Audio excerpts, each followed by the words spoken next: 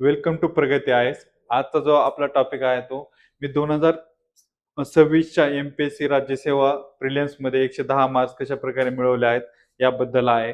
आणि हे मार्क्स मी फक्त आणि फक्त 20 दिवसामध्ये कुठल्याही प्रकारचे जास्त फॅक्ट न रटता एकदम मिनिमल फॅक्ट, जसं की संस्कृत पहिली आहे, क्लासिकल लँग्वेज की तमिळ आहे, एवढंच फॅक्ट मी लक्षात ठेवला होता. आणि हा फॅक्ट जसा तसा पेपरमध्ये आला होता. या टाईपचे मी फॅक्ट, फक्त सोपे सोपे फॅक्ट्स आणि जे इम्पॉर्टंट आहेत तेवढेच लक्षात ठेवले होते.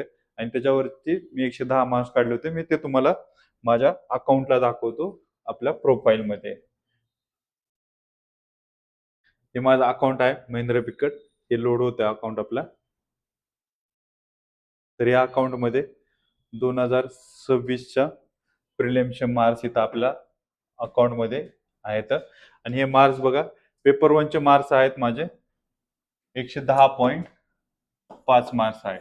किती? 110.5. आणि कट ऑफ कितीचा आहे? 98चा. म्हणजे माझे प्रिलिम्स ऑलमोस्ट 12.5 मार्क्सने निघलेले आहे.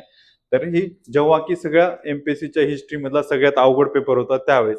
आणि आमच्या याच माझ्या एक्सपिरियन्सच्या बेसिसवरती आता आम्ही 2027च्या मुलांसाठी एक एक बॅच गोल्डन अपॉर्च्युनिटी घेऊन येत आहोत. आणि ती आहे की प्रिलियम कम मेन्सची बॅच आहे. प्री कम मेन्सची बॅच आहे. आणि हे 2027च्या मुलांसाठी आहे.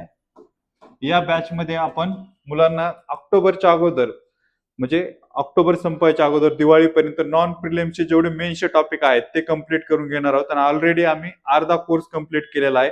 या नॉन प्रिलिम्स मध्ये सिक्युरिटी असेल, वर्ल्ड हिस्ट्री असेल, सोसायटी असेल, इथिक्स असेल, यासारखे टॉपिक आपण कम्प्लीट केलेले आहेत.